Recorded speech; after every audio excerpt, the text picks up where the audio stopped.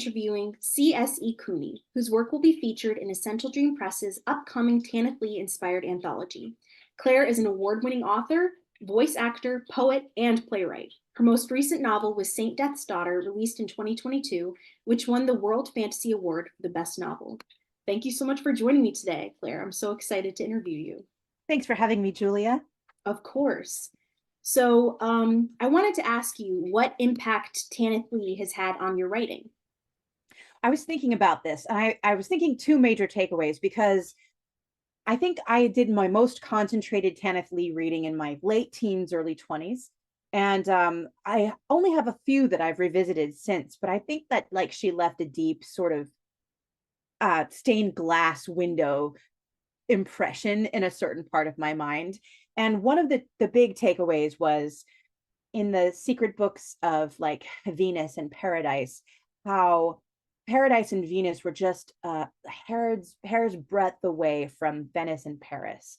And like how you could use the richness of our world and the like fine detail, history, vocabulary, and language, English and otherwise, to build a world that is purely fantastical, that is populated by fantastical and mythic creatures and great beauties, but it also kind of like is already grounded in our world, and it gives us like a sense of verisimilitude and history and depth and breadth that she didn't have to make up wholesale, but that she delved into and tapped into in a way that I think has super influenced me, and that I can still kind of feel the cities at the back of my mind. And when I visited those real cities in real life, not too very long ago, that Tanith Lee's idea of them is also a part of the reality of those cities, because I had her idea of them before I had the reality.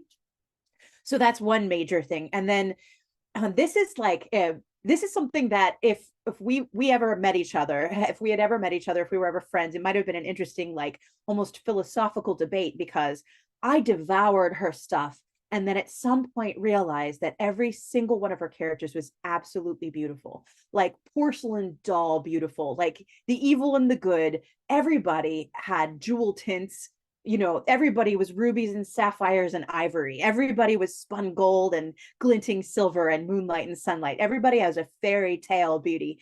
And at some point in my mid-20s, something clicked, and like I turned and looked at it and rebelled, and I was like, Tanith Lee, bless you for this beauty. It has sustained me. I am super into it. It's like how everybody's beautiful in Baldur's Gate. You can't like age somebody past a certain age.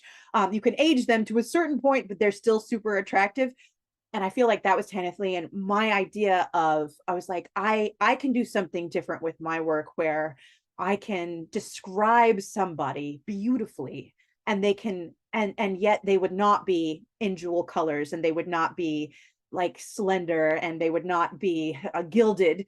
They can be any shape and any age, and yet the loving description and the rich metaphor can still be applied to them. They can still have love stories and adventures, but they don't have to be bound in this sort of like icicle world of a certain kind of idea of beauty.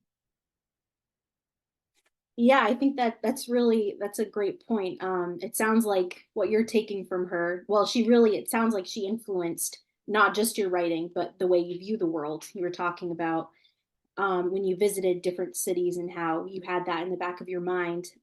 But you're also kind of taking the way she wrote and updating it into a more inclusive fashion, which I think is great, and kind of what you would hope people who have an impact on you, you would hope that you would do that. So that's great. All right. My next question is, just like Tanith Lee, you have a very impressive array of creative works, from short stories to blogs to novels to audiobooks. Your website is like chock full of so many works that you've done. Where does all this inspiration come from, and how do you keep the well from running dry? Well, I think when I grew up, I wanted to be a Broadway actress. And like in my head, by the time I was 20, I would have like 5 best-selling books and be on tour with Les Miserables, preferably as Cosette or Eponine. And I grew up and like I sort of like measured my life in the parts I was no longer age appropriate to play. You know, at a certain point, I couldn't play young Cosette anymore. Like my chances were over. And then, you know, then I couldn't play Cosette or Eponine. And then, oh, I couldn't even play Fantine anymore. You know, like all of these parts and all of this idea of a glamorous stage life fell away, even though I devoted most of the first half of my life to studying theater and voice, and had this like idea of myself and like an alternate world, what I wanted and what moved me. And the stories through theaters, like dramatic musicals and dramatic Shakespeare and classics, and then up to the modern playwrights, have always been so vital to me, and such a like physical way of experiencing story with other people in a room, with living people who like are breathing and making mistakes, and everything every night will be slightly different. It's all ephemeral.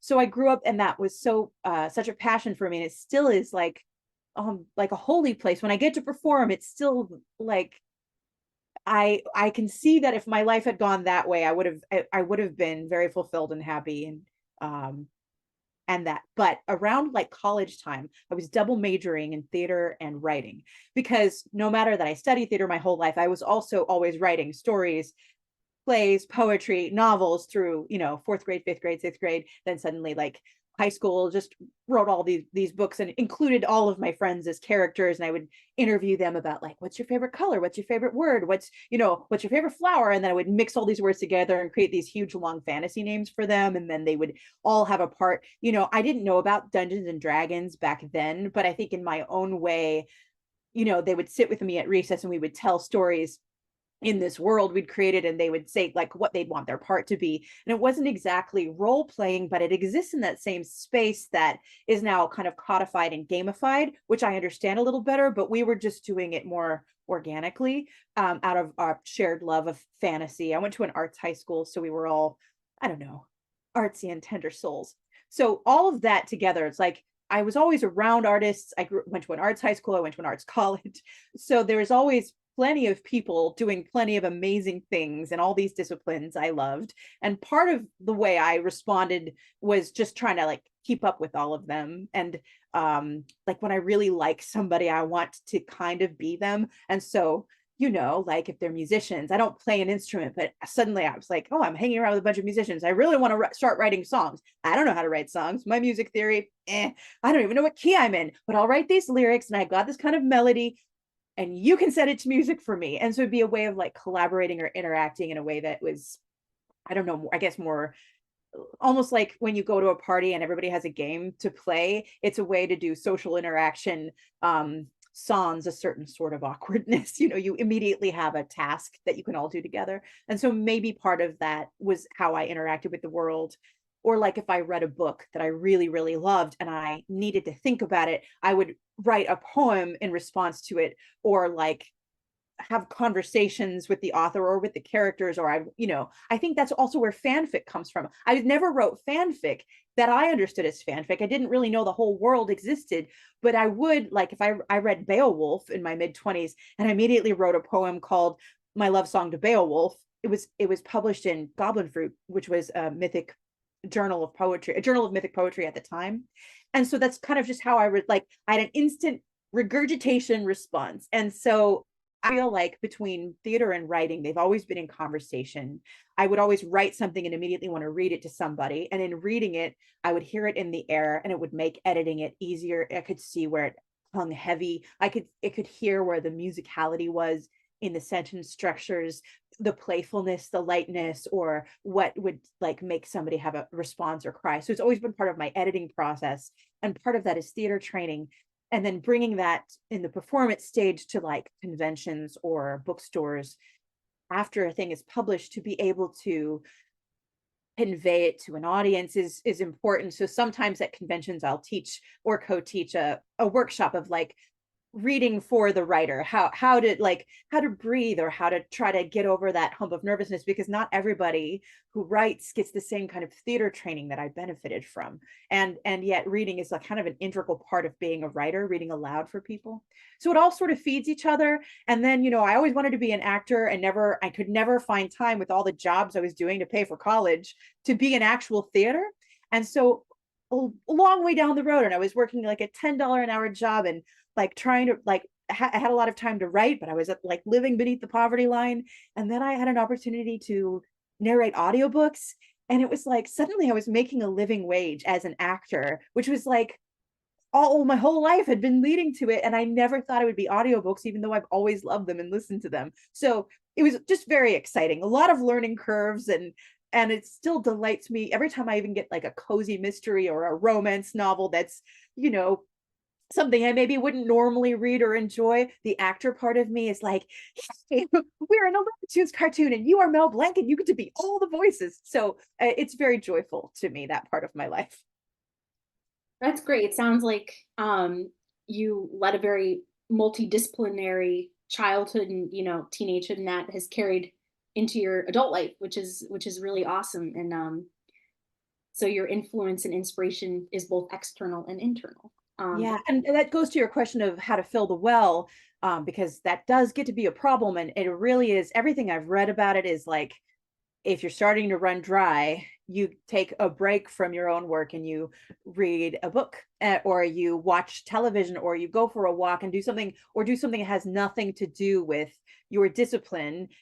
So maybe you paint, even if you're a bad painter, or you sing songs or play the guitar or go out with friends. It's like the filling the well part is the part that allows you to not always view your work as a job, maybe, or like remember that things can be playful or just decorative, like allowing just beauty for beauty's sake rather than everything must have meaning all the time. I think that's important too. Yeah, that makes a lot of sense. I know there's a lot of studies out there about creativity and how it benefits people, and it sounds like you really have cultivated your creative, life and inspiration for yourself, which is great. Thank you for that. I know that you mentioned that music has also played a big part in your life and your creativity. And Tanith Lee has cited Annie Lennox and Johnny Cash as among her influences for writing, along with a lot of classical musicians that I can't pronounce their names. So I was like, I'm not going to make a fool of myself. Um, so I noticed that you created and shared a playlist for your novel, The Twice Drowned Saint. Um, what role does music play in your creative process when you're writing, for example? Well, I used to never be able to hear any kind of music at all because when I was writing, because there's a part of my mind that only wants to listen to music for its own sake, and think about it and celebrate it, and spin off in a musical creative direction. But lately, since COVID, I've had to do all kinds of hacks to try to be able to concentrate in a way that I never had to before. And that might be aging, and it might be 1,000 things. I don't actually know. I just try to do what works in the moment, and hardly anything ever works all the time. But these days I've been listening to a lot of gaming soundtracks. Like, I can't listen to a soundtrack to a movie, especially if I've seen the movie, because the storyline plays out in my head, and I can't have two storylines kind of coexisting in that way. So usually it has to be without voice, or if it is voice, it has to be something like Hildegard of Bingham, where it's all in a language I don't understand, but really without voice is best. Musical and sort of aleatory, where it can go and change, and it's not always the same, but it's not super distracting. But something about having music on these days puts me in a different, like, oh, now we're listening to music and the candle's lit, it's time to write. Because I don't listen to that kind of music for pleasure. The music I listen to for pleasure is often musicals, or folk songs. Like she said Johnny Cash, I would say like Greg Brown is like my Johnny Cash, and Joni Mitchell, Leonard Cohen, and like Sondheim is a huge influence. Like the playfulness of language, the cheeky use of rhyme. Like I maintain that he wrote a whole song in a little night music just so he could rhyme the word liaisons with the word raisins, which I just think is so funny. Now, whether or not he actually did it, I just think it's like he takes this whole song right up to the point where he has to rhyme liaisons with raisins, and I just think that is great. And I would write a whole poem just to make a cheeky rhyme. But I think I only do that because I love his stuff so much. But I think telling story through like enhancing it through lyric and music, it's sort of like it's story on like on fire, you know. And I'd love to experiment more. I've written some songs, and I've like collaborating in a kind of a radio podcast musical with a couple friends right now, and it's very rich and lovely, you know, and messy. We don't quite know what we're doing all the time, but it's still delicious. It's like a darling thing. And I think music, I miss it when I don't have enough of it, and you know, and I'm constantly wanting more of it in my life. A few years ago I realized that I used to write poetry like breathing, like about anything and everything, and I hadn't, and for months, and I just like constantly missed it but didn't know what to do about it. And a friend of mine and I were like, well, if we write for 1 hour a month, it's more than what we're doing. So we set aside our Sitzfleisch poetry night, which is like a Monday night, a random Monday night. It's not any given Monday night at 8 p.m. And we invited a bunch of our poet friends, and we just like run a silent Zoom, and people are there and they just write poetry for an hour. And some of that poetry's gone on to be published. And it is satisfying. It's like, it's not easy to create that space that used to be so natural, but you have to make space for that particular thing. And I feel like with music too, it's like these days what I need to do is sit down, mark my calendars. These 2 hours of a week are for music. Haven't done it yet, but it's in my mind to do because I have that same feeling of missing it constantly, other than what I listen to while I'm writing, which again is not what I normally like or listen to. It's almost medicinal, you know, the way I listen to music while writing in this particular instance. Yeah, it's very interesting. I like how you say that you listen to, you know, very different things when you're writing, because I know a lot of people, like you said, can't write and listen to lyrics at the same time because they get, you know, muddled. Or yeah. Yeah. Um, I so know plenty of people who listen to music with lyrics too. And it's really like Mike Allen listens to like heavy metal in a way that I find really, really interesting. And I think it creates this kind of a hallucinatory, incredible, like nightmarish sort of prose that he's known for. My friend Patty Templeton can do it. And like, she's very like slangy, poetic and dense. And like, I think all of that, like certain like dark swamp grass, you know, kind of enhances her ability to do that. It's all fascinating, but I'm just not capable of it. yeah, that's really interesting. I didn't think about that like side of it, how if you do listen to lyrics, it can influence your own kind of prose and writing. So yeah, very, very cool. Um, Lastly, I just want to ask if there is anything you can share with me about any upcoming projects you may have. Oh, I'm so excited. This is a fascinating year. I'm working on the sequel to Saint Death's Daughter. It's called Saint Death's Herald. It's due out next year, probably in the spring. And that is on a deadline, and I'm attempting to finish it even as we speak. I was working on it earlier today. I'm for fun collaborating on that musical radio podcast sort of style. It's like a 6 episode, maybe 30 to 40 minute episode each, story of a like, but it's a musical nature. So like maybe 3 musical numbers per episode, called The Devil and Lady Midnight. And that's with my friend Tina Connolly, who's another fantasy writer, and my friend Mary Crowell, who is an incredible not a folk music, I'm sorry, filk musician. So she does basically filk musicians. For those of you who don't know, I had to learn this, are people who write music, kind of almost like tribute music or reaction music to genre, like books and games and movies that they love. Then they will write like sometimes parodies or sometimes wholly original work that has to do with it. So say you really like Firefly, for example, then you might write a lot of songs about the characters in Firefly. It's like the the music version of fan fiction in a really cool way. She also writes a ton of original work. So Mary Kroll is an incredible, she's a doctor of music. She specializes in a sort of like in jazz, and where Tina and I grew up more in like the Broadway musical tradition. So the three of us together create some very weird stuff.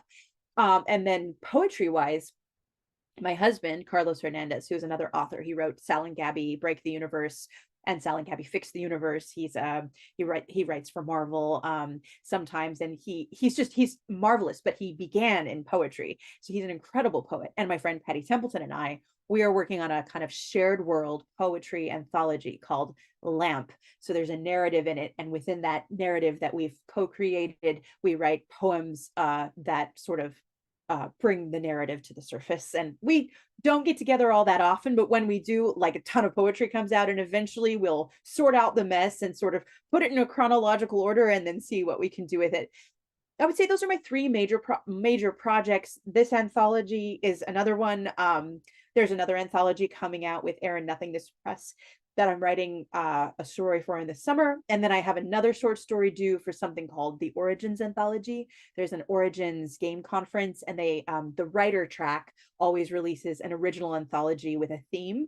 And the theme this year is legacy. So I have to think of something to do with that, and that will be my project. So there's plenty to do all the time. Yeah, it's you keep coming out with things. That's really exciting. You have a very exciting year ahead. And thank you so much for joining me today. And I am very excited to read what you write for the Tanith Lee inspired anthology, and also what you write for the many other things that you're doing. But I'm thank so you. excited. Yes, thank you again. Thanks, Julia. Have a wonderful day.